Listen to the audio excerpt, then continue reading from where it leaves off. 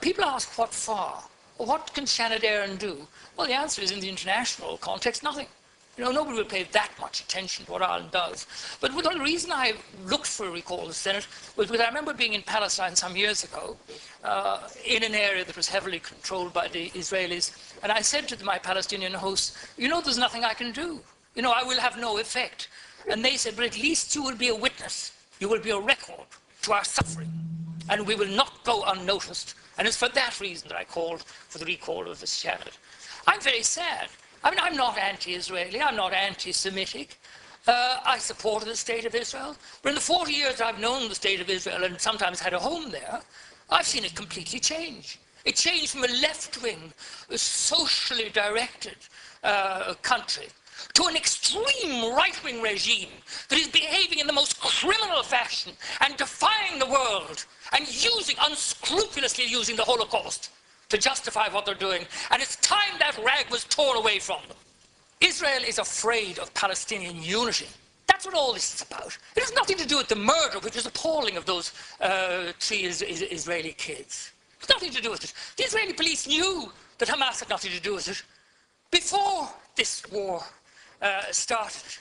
And with regard to Hamas, Israel created Hamas in order to split Fatah. So they're responsible for Fatah. And I had that confirmed at the highest level in the foreign ministry in Jerusalem some years ago. And I have to say, it is astonishing to me that the West that prates about democracy, every time an Islamic government crops up around the Mediterranean, they refuse to deal with it. They subvert it. They destroy it. Where's the democracy in that? We may not like it. You know, they may be antagonistic, and my Jewish friends or my pro-Israeli friends say to me sometimes, how would you fare as a gay man in any of these? Oh, I know exactly how I'd fare, but it doesn't mean that it is correct to deny people the right to choose their own government. What self-respecting or sane people would allow their enemies to choose their government for them? Can you imagine it happening in this country? I certainly cannot. And America has a shameful role to play in this. Israel could not get away with these disgraceful acts of international piracy and brigandage if it wasn't for the protecting shadow of the United States of America. And I condemn President Obama for his utter inaction. And I have to say, I was taken a bit aback when I saw they'd added in Ukraine, which is irrelevant. It's a bit of whataboutery. What about Syria?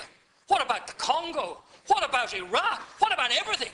What we should focus on is the one thing it does, Minister, is it shows the extraordinary discrepancy. At the instructions of the Americans, we're prepared to boycott, to go in after the Russian banks, to do this, that, and the other. And what do about Israel? We don't even mark a protest note with our vote in the Human Rights Commission of the United Nations. I think that's shameful, absolutely shameful. And as I interjected, it would be better to be one country in the right than with all the rest of them in the wrong. There are no words to describe what happened yesterday in Jabalia. 6 attacks on schools, and these are deliberate. I have no doubt. Because you had 3,300 people sheltering there. They'd been directed there by Israel. The coordinates were given 17 times. How could anybody claim that they didn't know what they were doing? Israel's policy is shoot first and weep afterwards. Oh, did we hit children? What a terrible tragedy.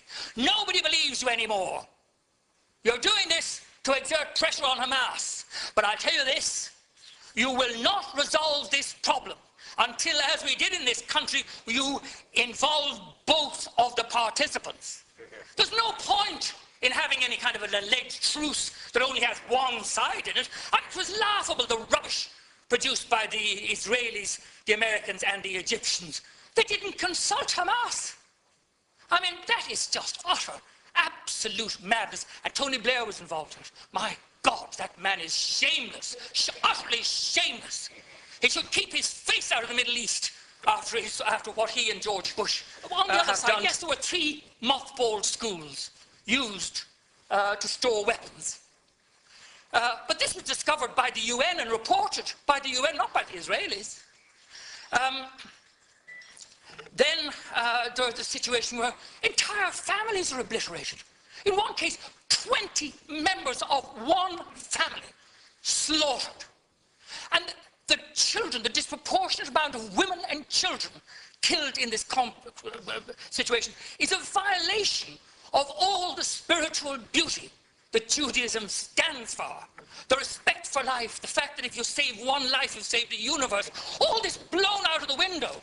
And blown out of the window, as I saw, by the arrival of 1,200,000 extremely right-wing former citizens of the Soviet Union. And can I just say this? I think it's time people told the truth about what people are saying in Israel. For example, Interior Minister Eddie Issam in 2012 saying they're going to send the Gaza back to the Middle Ages. Defense Minister Matan Vilnai said they were going to visit the Holocaust on the Palestinians. That's Nazi talk. I'm not saying that that man's a Nazi. He's describing himself as a Nazi. What to do? First of all, remove the embargo. That has to be done. Then, the Euromed agreement. I mean, there are human rights protocols attached to this. Time after time in the Foreign Affairs Committee, I've asked for this to be monitored. They won't even monitor the human rights agreements. What human rights are there when there are thousands of women and children being killed and injured? Israeli goods, particularly in the settlements, should be boycotted. And I believe there should be an expulsion of the Israeli ambassador. I delayed in saying this, but he has his fingers in his ears all the time. And he just repeats slogans from Jerusalem. 1 minute, thank you very much. I've had a very considerable volume of correspondence, 90% of it supporting the Israeli side. And I respect all my correspondence. But it's obviously an organized campaign, and they all say, thank Ireland for voting the way they did at the UN. That tells you. And the Israeli spokesman all mark you with South African, English, or American accents, talking about the land of Palestine. They all congratulate us as well. I believe that the United Nations should accept full and permanent responsibility for the welfare of the people of Gaza. And if that means an international force going in, that's fine. This country should explore the possibility of using our civilian services like the ESB to rebuild the only power station in Gaza. And if I can end on this, I mean, cutting off the electricity to people who are squeezed into this appalling punishment camp, and then cutting back on the food imports and saying, and this is where I say it's Nazi, saying they're placing the people of Palestine on a diet. What a contempt that shows for human beings. And we should stand against that contempt and with human rights. And I'm with human rights, whether they're Israeli, gay, women, black, whatever they are. I'm not changing my position.